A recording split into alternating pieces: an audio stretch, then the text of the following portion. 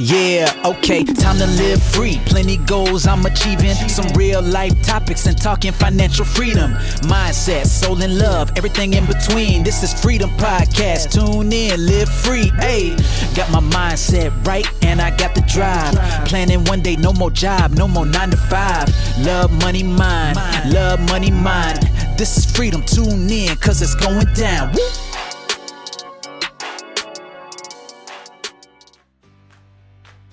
Hi, this is Anna, and welcome to another episode of Your Freedom Podcast. In this episode, I interviewed Debbie Gail Zane. Debbie is an inspiring lady. After losing her beloved son to mental illness and addiction, Debbie has transformed her life by turning her pain into her purpose by helping other parents of teens and young adults with mental illness and or addiction. She really is an inspiring lady, and I am so excited about bringing this interview to you. I'm sure you will get so much from it. Great stuff. So really appreciate you coming and sharing your time and coming on the show, Debbie. Thank you so much for inviting me. It's really good to be here. And so it's great for doing this podcast because I never feel like it's work. I feel like I'm connecting with all these amazing people globally. It's interesting what a Wi-Fi connection can do. And I know you're in Eastern time, you're in Virginia in the US. So I just think it's absolutely awesome that we can connect from, 2 different places globally.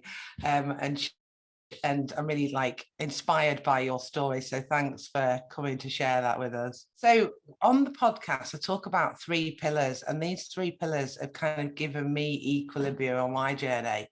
And it's freedom in love, which is really around self-care and the love that we give out to the world. Freedom in money, which, when I didn't have much money, it caused me problems, so financial freedom is important. And then freedom in mind, because that kind of encompasses everything really for me. And I'm sure as you kind of open up and share your journey, because I know you're really helping a lot of families right now with your life coaching, you might be able to reference some of those pillars, because I think for me as a single parent, it was really hard to make sure that, one, I was looking after myself, because I think as women, we focus on everybody else. And like I say, the financial stuff, and then just mindset is just, the word mindset doesn't even do it justice, does it really? Because, and it's not about being positive all the time, it's just having the strength to be able to get through things really. So, come and share how you kind of, I know you're helping a lot of parents with teens with mental health, problems and addiction issues. How did this all come about? Yeah, so because this is basically my journey. So my oldest son, he passed away at the age of 26, and after he passed away, I really did a lot of deep soul searching. And 9 years before he died, he was diagnosed with schizoaffective disorder, which is a pretty serious mental illness that involves a lot of paranoid thinking, hallucinations, suicidal thoughts. And so it was really a big journey for me. And I'm also a single mom. So it was a lot for our family. And during those 9 years, there was a lot of fear on my part. A lot of he was in and out of the hospital. There was he became addicted to drugs and alcohol I think in order to just cope with it, and that caused problems in and of itself. And basically, I felt as if my life was just living as if the next shoe is going to drop. What's going to happen next? Even if we had periods of calm, there were middle of the night scares. There was several times that he had overdosed and I almost lost him. There were just so many struggles, and I realized that I wasn't the only parent like this who lived in fear. And I eventually found peace in my life, and I also kind of was able to have a really close, loving relationship with him, despite the fact that he didn't make the decisions that I would make. You know, he Yeah. did not want the same things for himself. It appeared, you know, that I wanted him to stop the drugs. I wanted him to get on the right medications. And you know, we kind of had separate pathways. But I was so grateful to have had that beautiful relationship with him, because you do not always realize until you lose them, like how precious that time is, because we Yeah. just don't know.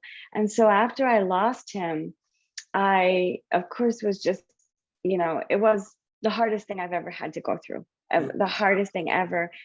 And the with all the soul searching, I just really was rethinking my whole life. I was already a life coach, but I was working with a different niche.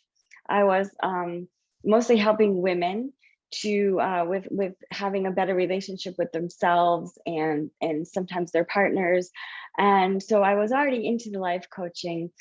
And what I came up with when I was just rethinking my entire life after I lost my son is that turn to helping people. I always turn to things outside of me to help myself. I did this also the 9 years when he was having the mental illness. I always volunteered my time into programs. I always helped others. I had started my life coaching business then.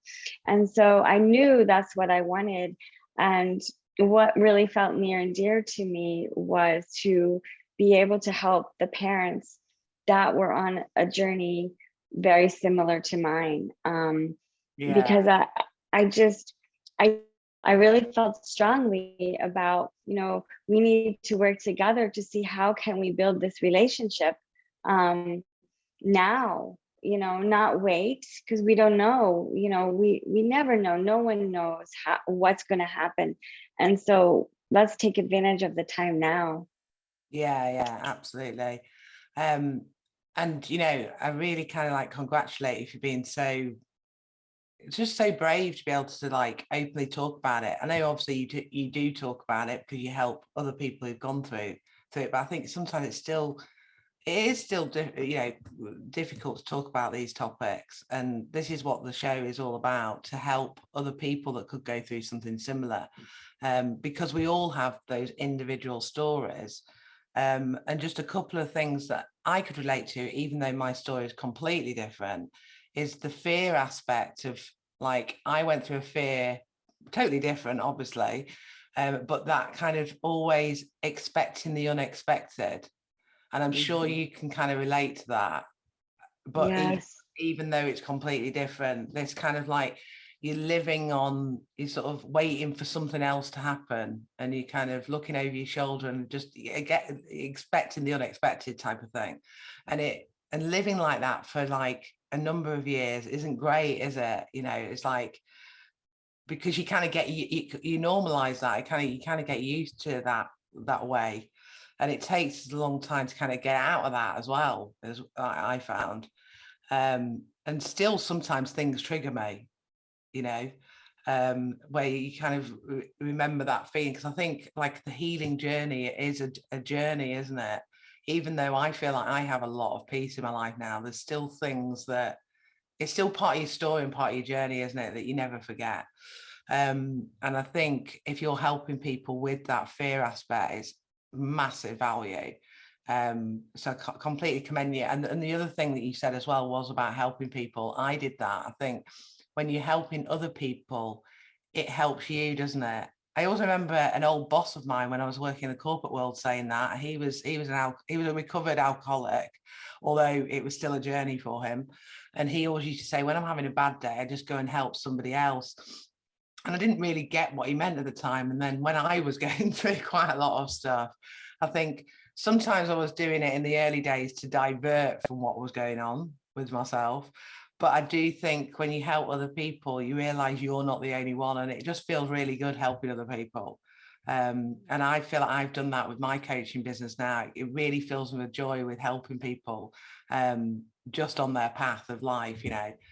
So those are the sort of two things that I could really relate to, even though our stories are completely different. What I was interested to ask you is, because I'm thinking, you know, I've got 2 boys. We've obviously been through quite a journey as a family, and you know, mental health is something that they've had therapy and different things, but I think it's a general statement, boys are different than girls, but I think boys do tend to keep things in a lot. I'm always encouraging them to kind of journal or get things out or just openly talk about it. It has got a lot better as a family that we do discuss things. But just thinking of other people that could be listening to this who have maybe younger children, because I think also COVID with the pandemic has been, you know, challenging for families, hasn't it? With all sorts of different people with different mental health challenges. Is there anything that you can share that, like, looking back on your journey of when he was diagnosed, like the 9 years before, were there signs, or was there anything that you want to share that could help people in those sort of early days, really? Yeah, absolutely. And I want to, you also brought up such a good point about trying to get your boys to sort of get used to bringing things out, putting it on paper, talking about it, normalizing what they're feeling, which is just so important. And I feel that was keeping the lines of communication open is just so key. And I feel like that was such a big part of what we had going for us. So my son, he had a very normal childhood, because I was looking back on, like, you know, his younger years. When he was very young, he did have something called sensory integration dysfunction for about 3 years or so. We did occupational therapy for him from about age 2 to age 5. I have no idea if this was related. No one has ever really said. Kind of went away.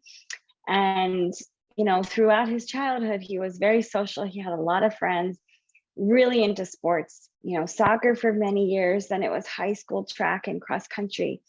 And it wasn't until he was 17 and the beginning of his senior year, it was the Thanksgiving weekend. We have Thanksgiving here in the United States. And then the day after was when he came to me.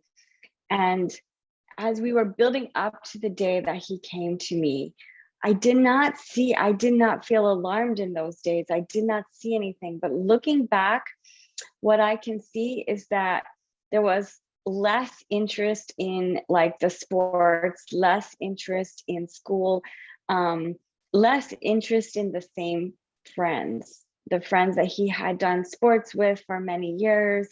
And for somebody who was into sports his whole childhood and very social, this is a big change. It wasn't a huge change overnight. I think it was more subtle, and so a little harder to pick up on. And I was blessed that we had such a good communication, though. And all my kids later told me, I have 3 kids, he was my oldest, have said one reason they always felt safe to come to me with anything, like no matter how big or scary or bad, was because I was not judgmental. And so I think the open lines of communication, talking about and validating feelings was just so key, because he came to me one night and he said, "Mom, I need to talk to you." And I remember the way he said it to me. I was sitting in my bedroom, it was in the evening, and the way he said it, I knew there was something big that he was going to share. And I remember, like, you know, feeling this tenseness in my body and just bracing myself for, like, what is it? But I do not react so strongly so that he feels safe, right? So, and that's when he described how he wanted to end his life. And that was just so hard to hear and sit there and listen to. And so I was so grateful. And he also told me that he had tried it as well. And so I was just beyond grateful that he was coming to me, that we had that relationship where he's going to come, and tell me. So thank goodness for that. And that led to his first hospitalization, which was almost a month. And that's where he was diagnosed. Right. Okay. Yeah. And that's, like you say, that's great. You know, I feel like I've got good communication. You know, it's like you say, when they're sharing something and you know that it's going to be pretty big, you're like worried about, and you're thinking, don't react, you know, don't react in an exaggerated way. And I think it's absolutely awesome that you had that real line of communication and really being open, because that brings that closeness, doesn't it? That's what I feel when, you know, we often share things with, you know, me and my boys. There's that, you know, it's not reacting too much, but it's just, you're really grateful that they've shared that, you know. So it must have been a really challenging time, must have been really difficult. And for people that are listening to this who could be going through something similar, because of course all our stories are completely different, but you know, they could be really relating to what you're saying. How do you help people now with like your coaching? Like, how can they kind of get support from you? Yeah, so the big thing that what I work with parents is to let go of the fear so that they can live a life of peace while building a loving relationship with their child. And so to do that, we do several things. I mean, one thing we do work on is foundation with self-love and self-care, so that, because it's really easy to get caught up in the trauma that's happening, caught up in all of the crises and the challenges, and we don't take care of ourselves. And whenever we don't take care of ourselves, this is true with so many areas, as you know, as a coach. This is my pillar one, so I'm exactly. Yeah, and I know so many people talk about it, but we can, like, as parents, as single parents especially, oh my gosh, we can just totally get caught up in these constant crises, because many times when you have a child who has a serious mental illness, you know, they are not always stable. Many times they might find medications that stabilize them, but they tend to go off of them, and they go into different, you know, psychotic states, and it's there's ups and downs. It's not smooth, and especially if they're also self-medicating with drugs or alcohol. And so really we can easily get pulled into all of these crises. So I do work with them on a foundation of being able to meet our own needs and be able to prioritize our needs even in the midst of doing this, because when we cannot show up as our best selves, we're not in a good place to be a great help to our child. Yeah. We're also not in a great place to deal with these crises, because we might tend to escalate the crisis. We may tend to overreact. We may tend to jump in and really hang on tight to the wanting to control. So we start with this, and then we go into the fears, because many of my clients are experiencing sleepless nights. They're up awake in fear. Fear is controlling their life. Even when there are calmer times, like say their child just came out of a hospitalization, they're really stable, things are better, they cannot enjoy them because they're literally just waiting. All the what ifs are getting to them. Yeah, they're that waiting for the next shoe to drop. They're not used to, I believe you alluded to this, is that we kind of get used to this way of living like it's normal, and anything else feels really foreign to us. And so it's being able to actually bring in exercises for eliminating the fear. And we cannot completely eliminate it, but what we can do is we can kind of become empowered, so we can rise above it, and we can bring more peace into our lives. And I find that many times what's behind that fear is certainty. We are looking for certainty that our child is going to be okay, that they're going to be safe, that they're not going to, nothing bad will happen to them, that they're not going to use drugs. Like, we want that certainty, and there's no certainty in life with anything. Yeah. And so when we are focusing so much on that certainty, then the fear really comes in. So we really work on like that need for certainty and what we can do, other ways to meet it, what we can substitute for the need for certainty, substituting something else. For me, that big one was contribution and helping others. But for everybody, may be different what they can substitute. So we work a lot on that as the next phase, and then we really focus on the relationship, the parent-child relationship, because many times this relationship is breaking down, and it's breaking down for several reasons. One of them is because we want to control our child. We know what they need to do and what they need to not do, and we want to control this. And they are their own being, right? And so they don't want to be controlled.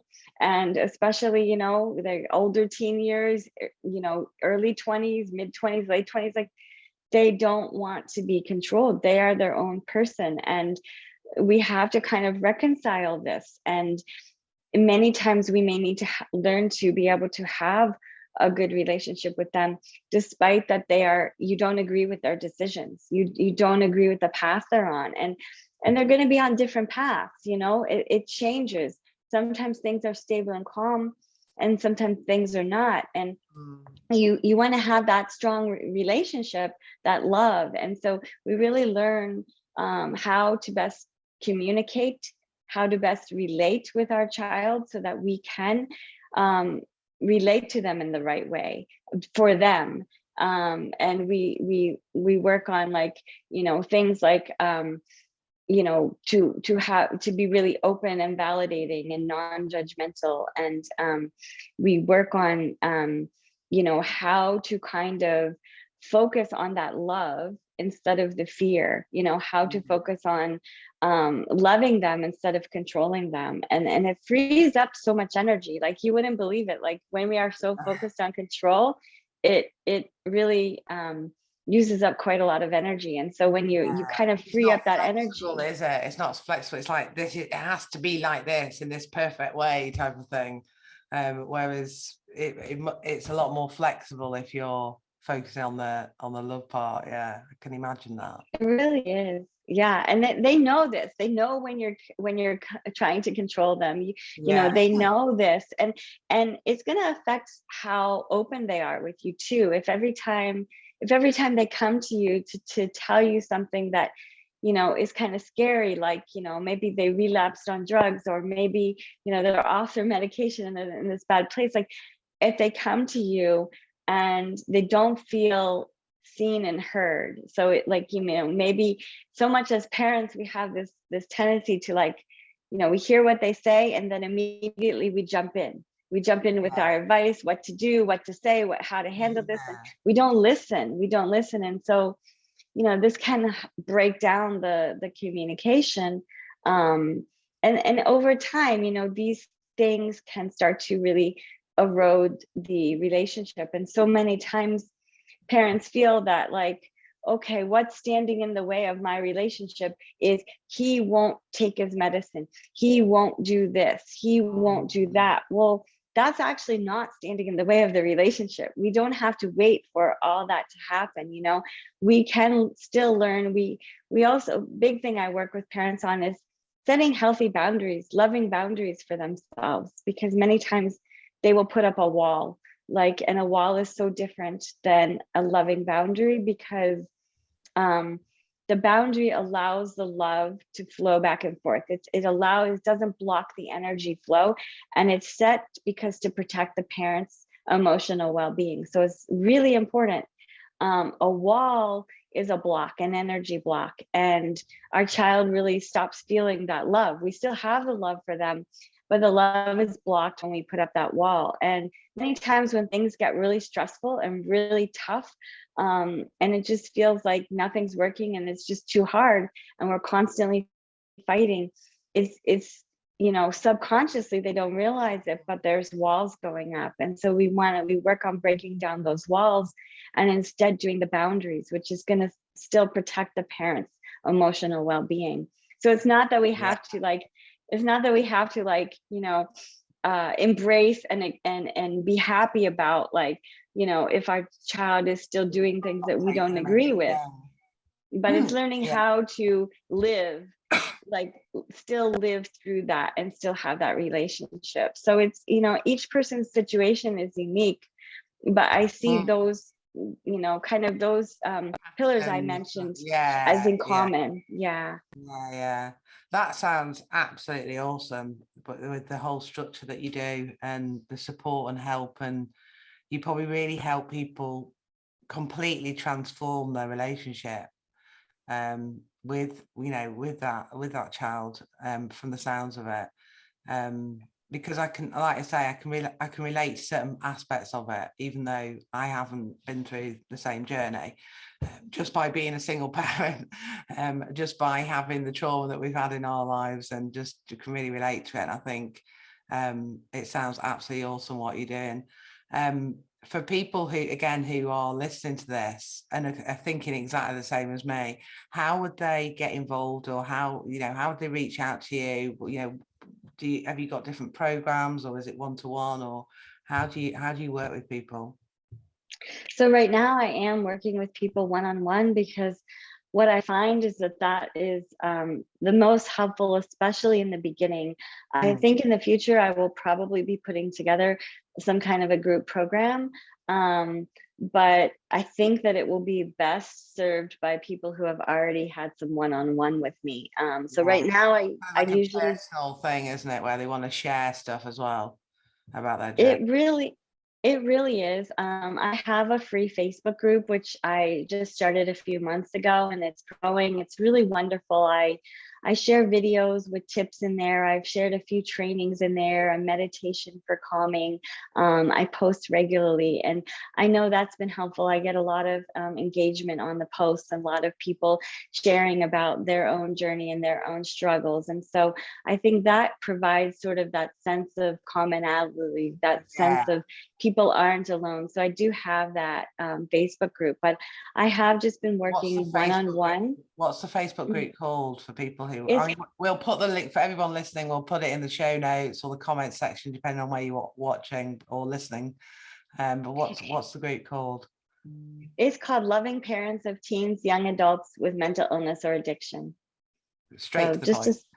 Straight to the point, simple name. Exactly. Yeah, so it's great. I love, you know, when people come to me, because I'm like, this is wonderful. I have more people that I can help. Like, you know, I've been trying to get the word out on my group so that more people, because I actually have a woman that hasn't even worked with me yet, but she found the group so helpful. She's basically watched all of my videos and like read all my posts and done, you know, done all the work that I've recommended. And we've also chatted some, and she's seeing a big difference in her relationship and in her level of fear. And she said she's finally sleeping at night. And so, you know, these things can really make a difference. And, you know, the people, the parents that I've worked with one-on-one have just really seen big improvements in their relationship with their child. I think even at times when they didn't think it was possible, because there hasn't, you know, they thought they had to wait for everything to be better, like their child to be stabilized on medication, off drugs. You do not have to wait for that to have this relationship. And so it really makes me so happy to be able to make a difference in people's lives. Yeah, absolutely. That's brilliant. It sounds massive value what you're doing in the group. And I think people will be really I think it's great that you've been through a similar story, that people will trust you from your journey. To have that understanding, really, I think, because that's what people need, isn't it? You speak to friends and family when you're going through something, but they just don't quite understand because they've not been through the same thing, you know? So I think it's just awesome what you're doing in the group. So for people listening who do really need the help and support and are going through something similar, go and check out the comment section for Debbie's group, and it sounds like she's got lots of free value in there. I also noticed that you had a book, or you were an up and coming book. Is that right? I do, yes. So the other thing that after my son passed away that I was really called to do, and I've never written a book before, so this is just totally new, but I really felt a strong calling to do this, is to write a memoir sharing my journey of the love and loss of my son through his mental illness and addiction. And I want to do this to so parents don't feel alone. Like I just feel Mm. that there is this really strength in knowing there's this commonality, that there's someone else who has been through this. And I know memoirs were really powerful for me when I lost my son. I was reading people's memoirs who had lost a loved one because it gave me that sense of connection. And so I wanted to do the same thing. So I basically shared the journey that we were on. And throughout, all the difficulties, the struggles, the hospitalizations, the in and out of rehabs, the almost losing him several times, and how I lived in fear but managed to find peace, how we had this loving relationship despite that he was on and off drugs, in and out of hospitals. And his siblings, my other two children, they were also super close to him. So the things that I did for myself, I kind of helped my children with, especially like I know in their 20s it was hard. They loved him so much and they wanted to protect him, but we had to teach them that they also had to prioritize their own self-love, self-need, self-care. Otherwise, I know my daughter was starting to really struggle and get so caught up in it. So we all were able to just be such a close family. And so I share a lot of this in the book, like how we did this, like what we went through, what our journey was, like what all the trauma, all the difficult stuff. Like it was a lot of stuff. And but we got through it. And the one thing I can say is that, like, I have all these beautiful memories with him that I cherish, and I don't, there's not regrets that I experience. Yeah. And I think I do really believe that, and that's why again I put this together, that by sharing our story, it just helps so many people. We in society, we identify people for what they do for a living. Everyone, you meet someone in a social environment and it's like, what do you do for a job? Oh, I'm a police officer. Oh, I'm a doctor. And everyone identifies. But actually, if we said, what's your story? You'd really get to know that person on a deeper level. Which I just really feel strongly like, why do we always identify people about what they do? It's interesting. I think it's just how society is made up. But I think that's such a good point. Yeah. I think your memoir is it out at the moment, or are you still working on it? I'm still working on it. I'm almost finished with the first draft. I kind of made notes that I left out that I want to include. And so I'm almost to the end. And so then the next step is going to be to go back and write in the things that I didn't put in the first time. And then I'll be working with an editor. So I don't know how long the editing process will take. And then, so probably it'll be out sometime. I would hope for the beginning of next year, but we'll have to see. I do have a page on my website that people can sign up to the email list for my book.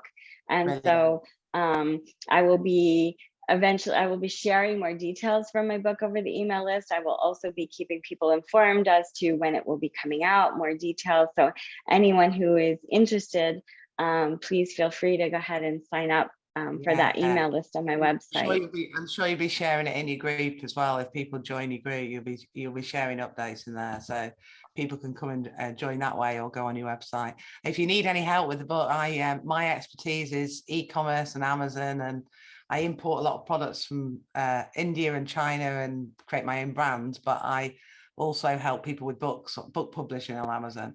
Wow. Currently, as you were saying about the editing, I'm currently working on a book at the moment, which is lots of us sharing our stories. It's like a co-authored book, which you may have seen some of them, around e-commerce, actually. There's been a few that I've done one that's around domestic abuse, and I think it's just really powerful sharing your story. But my book's currently with the editors at the moment. And it's going to take 3 or 4 weeks, but that's just because of the workload that she has on. But so I think it just varies depending on the person. But yeah, Amazon, if you want help with Amazon self-publishing, this is not a quick advert pun in the middle of this, but it just reminded me, if you need any help with that, I'd love to help you, because it sounds like a wonderful book, and a great story that has to be shared with the world, I think. So awesome for sharing everything that you've shared. It sounds like you had all of you, your other children as well, had a really good, lovely relationship. I'm sure it wasn't always that, but you managed to create that and build such a lovely relationship with your son. And I think it's great that you can live with no regrets on that, because I'm sure that other people that have been through a similar thing may feel like that if they hadn't handled it. And that's commending you as a person. And I'm sure that's why you're doing the life coaching now, because you were able to kind of self-coach yourself through the process while you were going through that journey. And I know how difficult that is, not your story, but my story. I know how difficult, just relating to the kind of fear aspect. And I 33 court hearings I had, the fear and the stress of all of that, and just not being able to sleep, and expecting the unexpected. So I can relate to that part of it. But I can imagine that, just knowing the challenges that my sons have had, I think it's always a parent's fear, isn't it? It's one of those things where I felt, when my sons have had mental health struggles, we can't take that away as a parent, can we? We want to just be able to remove it from them somehow, because there's other things we can fix as parents. We want to fix things, and we just want to come up with solutions. So when you were saying about how you help parents, with the control aspect, where it's like, do this, do that. I think especially when you're dealing with someone who's in their 20s or late teens, they are an adult, aren't they?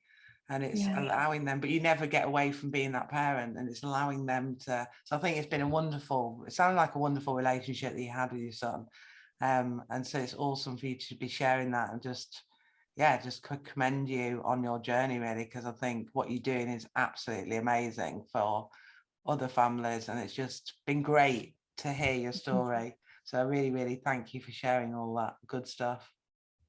Thank you so much for having me. It's something I just feel so passionate about. And like you said, it's not, having a great relationship doesn't mean every moment is perfect. I mean, you're still going to have disagreements, and some of the nature of a child with mental illness or addiction is, they get angry, they lash out, they can't always control their emotions. But as a parent, it's being able to not necessarily take that personally. It's not really about you.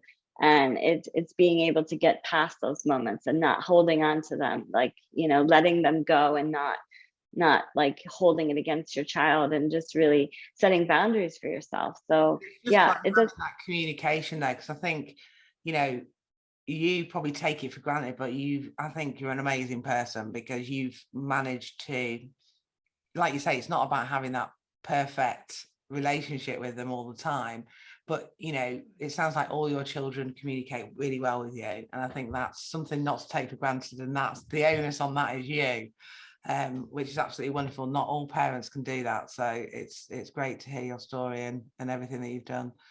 Thank you. I always ask everybody this question on the podcast. What does freedom mean to you? So what does freedom mean to you, Debbie? To me, it means inner peace. Inner peace. Yeah. It's a similar one for me. To be fair, I think peace is something we can't take for granted. When you've been through trauma, that inner peace is just so valuable, and it does free our minds. And just by sharing it, because I didn't share my story for a long time, I was a little bit ashamed of it. I can't believe I was, looking back, but there was shame that I attached to it, so I hid it for a while, and I think for me, sharing stuff gave me peace. It felt like I really got that weight off my shoulders, to be the real person I am, and live in my truth, really, and be proud of my journey. So I think inner peace is a biggie with freedom. Yeah, absolutely. And I can definitely relate to the shame and everything. And I think that sometimes parents go through this too. Like, you have a son or daughter with a serious mental illness or start to use drugs and stuff. Mm. They feel the shame too. And that comes from blaming themselves. They're basically Yeah, blaming, and you may have had this in your situation, but yeah, it's like it's not your fault, and just like it's not these parents' fault.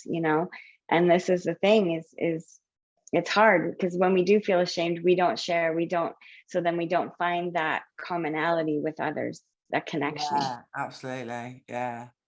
I reckon we could talk for another few hours. This is what I find on when I'm interviewing people, because I think when you've been through something traumatic, there are things that you can pull out that are the synergy.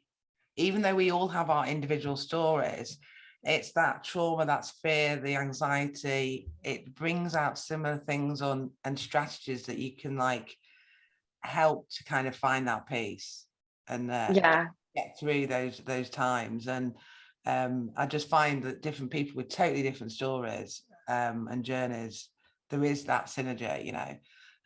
So it's been fabulous having you on the show, and I just want to thank you again for sharing all of this good stuff. And for people listening, go and check out all the links. Look out for the beginning of next year when the book's out. And join Debbie's group if you need help with some challenges that you have in your family. So thank you ever so much again, and Thank you. great to connect with you too. Let's stay in touch. Thank you so much for having me. It's been wonderful. Brilliant. Thank you, Debbie. Bye. Thank you. Bye-bye.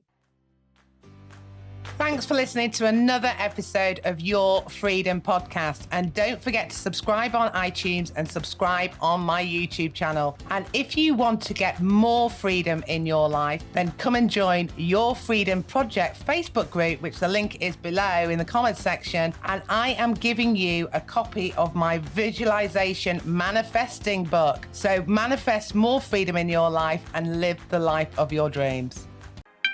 Hey, thank you for listening. Hope you had a blast. Here to elevate your life. It's the Freedom Podcast. Love, money, mind. Love, money, mind. Wanna see you all win. Wanna see you all shine. Just make sure that you subscribe. Bringing good vibes. Join the Facebook group. Now it's time to change your life. Hope you come back. Right now is the chance. This is an experience. It's the Freedom Podcast. Hey.